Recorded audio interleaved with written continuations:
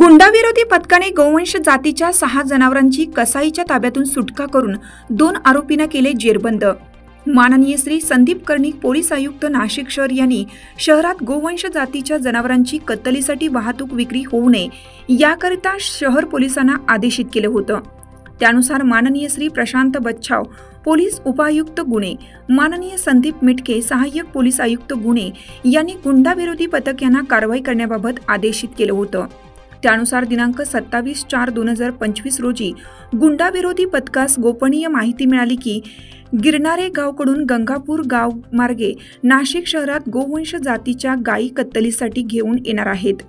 सदरची माहिती तात्काळ वरिष्ठांना देऊन गुंडाविरोधी पथकाचे प्रभारी सहाय्यक पोलीस निरीक्षक ज्ञानेश्वर मोहिते, पोलीस अंमलदार विजय सूर्यवंशी, प्रदीप ठाकरे, भूषण सोनवणे, राजेश राठोड, कल्पेश जाधव, अक्षय गांगुर्डे असे भोसला मिलिटरी स्कूल समोरील रस्त्यावर गंगापूर रोड नाशिक येथे सापळा रचून थांबलो असता गोपनीय माहितीप्रमाणे बोलेरो पिकअप वाहन क्रमांक MH15 FV 9724 हे वाहन गंगापूर गावाकडे नाशिक शहरात येताना दिसताच त्यास थांबवले असता सदर वाहनात 6 गोवंश जातीचे जिवंत जनावरे मिळून आली। सदर वाहन चालक नामदेव सुखदेव पावडे वय 42 वर्ष राहणार पिंपळद तालुका जिल्हा नाशिक याने त्याच्या सोबत असलेला आरकान उर्फ अप्पू अजीज कुरेशी वय 24 वर्ष राहणार मदिना लॉन्स मागे मदिना नगर नाशिक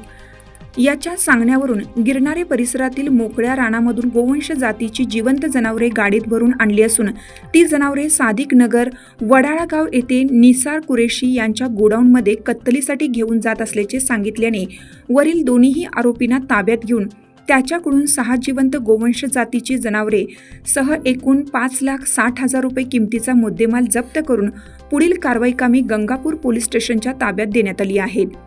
सदरची कामगिरी माननीय श्री संदीप कर्णिक पोलीस आयुक्त नाशिक शहर, माननीय श्री प्रशांत बच्छाव पोलीस उपायुक्त गुन्हे, माननीय संदीप मिटके सहाय्यक पोलीस आयुक्त गुन्हे यांच्या मार्गदर्शनाखाली गुंडाविरोधी पथकाचे सहाय्यक पोलीस निरीक्षक ज्ञानेश्वर मोहिते, मलंग गुंजाळ, विजय सूर्यवंशी, प्रदीप ठाकरे, भूषण सोनवणे, अक्षय गांगुर्डे, राजेश राठोड, कल्पेश जाधव, प्रवीण चव्हाण, अशोक आघाव यांनी संयुक्तिकरित्या कामगिरी पार पाडली आहे।